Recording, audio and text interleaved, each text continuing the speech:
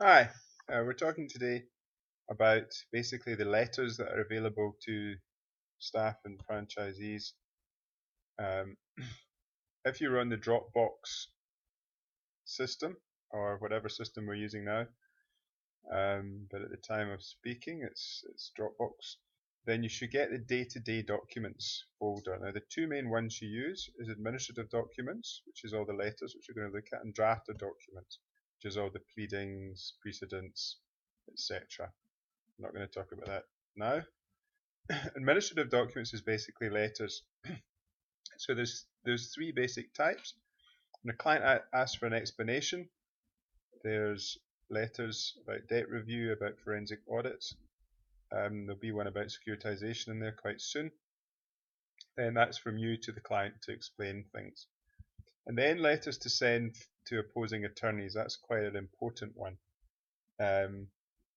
So here's a securitization letter to send to the bank attorneys. What about when documents have been filed wrongly by us or not served on the sheriff? Well, there's a letter for that.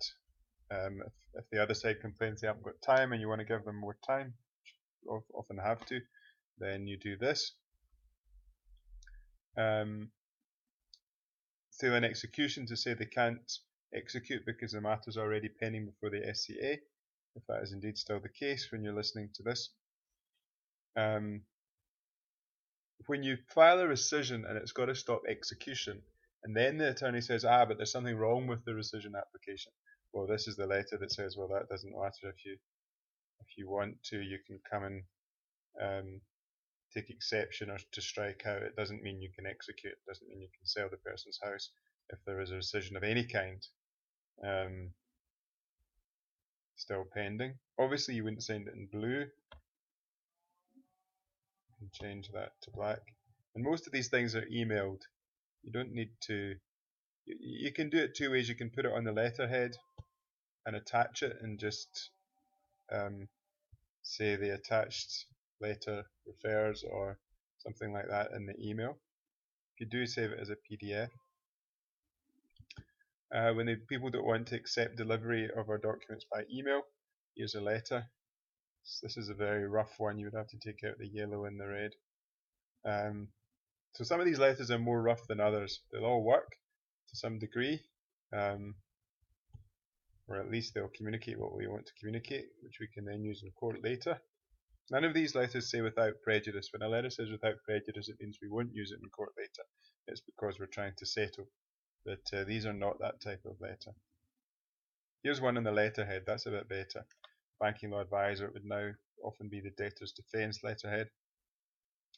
And this is when the property has been transferred fraudulently, a reverse mortgage scheme, or a brus-on, as they say, as they call them.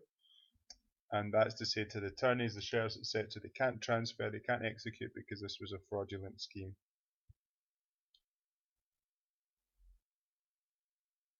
And that's the letters to send to opposing attorneys. In the initial letters, marketing directions, you get other kind of letters. Directions to four-ways where we're currently meeting. If you're a franchisee, you might well want to change that and create your own directions so that you can send them on a regular basis. Then general letters. Sorry, there's a whole lot of different letters. Okay.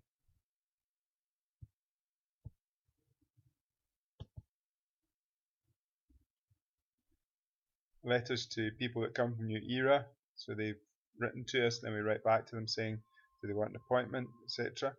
Letters for selling for too little. This is a specific letter talking to people that have that particular problem. Letters to selling for too little people when they live far away. In other words, where there's no franchisees, where we don't have a presence at the moment.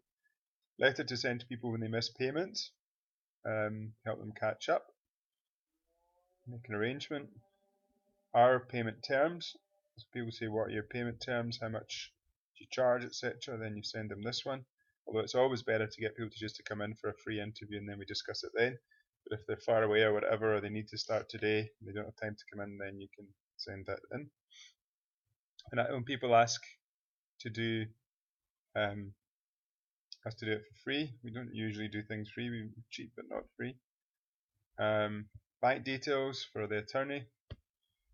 Email attaching notice of intention to defend with instructions for filing at court. So again, these are all things you communicate to clients.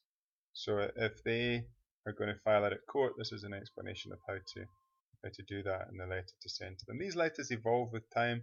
There's nothing amazing about them. Most of them have room for improvement, but at least it gives you something that you can send in the meantime. And then this minor letter responses. You get an email through, the client says they made a payment, so you just say thank you. Client asks for an invoice, you send them one. So this is just short, quick things. And I'm going to be adding more to that as time goes on. Okay, so that basically tells us what letters to use and where you'll find them.